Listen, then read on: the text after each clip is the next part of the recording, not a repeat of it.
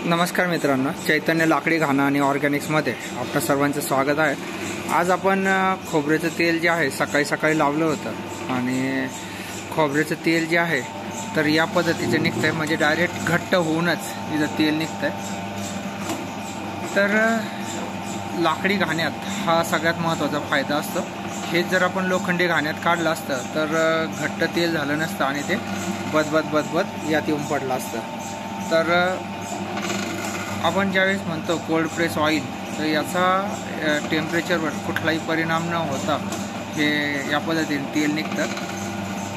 म्हणूनच लाकडी घाण्यावरचं तेल जे आहे हे सर्वांनी खाल्लं पाहिजे आणि ते शरीरासाठी किती चांगलं आहे हे तुमच्या हा व्हिडिओ बघून लक्षात येईल। आपल्याकडे खोबऱ्याचं तेल म्हटलं की फक्त डोक्यात विचार येतो डोक्याला लावण्यासाठीच, परंतु असं नाही आहे। खोबऱ्याचं तेल जे आहे हे अँटी फंगल आहे, म्हणजे जिथे तुम्हाला लागले वगैरे त्याच्या तिथे लावू शकता, किंवा जे इन्फेक्शन होऊ नये म्हणून सुद्धा हे तेल खूप मोठ्या प्रमाणात कामाला येईल।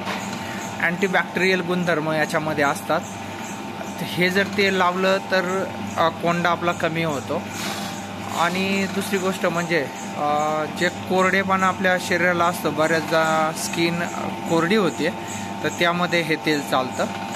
आणि दुसरं म्हणजे आपण याच्या गुळण्या करू शकतो। ज्यावेळेस आपल्या काही घशाला वगैरे इन्फेक्शन झालेलं असेल तर आपण या तेलाच्या गुळण्या पण करू शकतो। अजून याचे भरपूर सारे फायदे आहेत। आपण जर दररोजच्या जेवणात घेतलं तरी खूप फायदा आहे। ज्यांना जेवणात घेणं शक्य नाही त्यांनी खिचडी यात केली तरी पण खूप फायदा होऊ शकतो।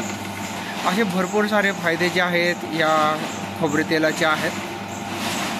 ज्यांना कोणाला हे तेल हवं असेल त्यांना आपण घरपोच डिलिव्हरी करतो, आणि ज्यांना कोणाला फक्त तेल काढून घ्यायचं आहे त्यांनासुद्धा आपण खोबऱ्याचं तेल जे आहे ते काढून देतो। तर या पद्धतीने हे खोबऱ्याचं तेल प्युअर इथे तुम्ही बघू शकता।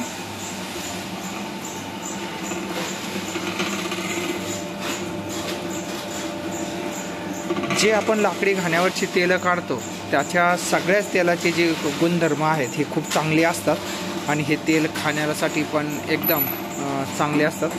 तर नक्कीच आपल्या दैनंदिन आहारामध्ये आपण जर लाकडी घाण्यावरची तेलं खाल्ली तर याचा नक्कीच आपल्याला फायदा होऊ शकतो। व्हिडिओ आवडला तर लाईक करा, शेअर करा, आणि लाकडी घाणा आणि याविषयी अधिक माहिती हवी असेल तर आमच्या चॅनलला जरूर सबस्क्राईब करा। धन्यवाद।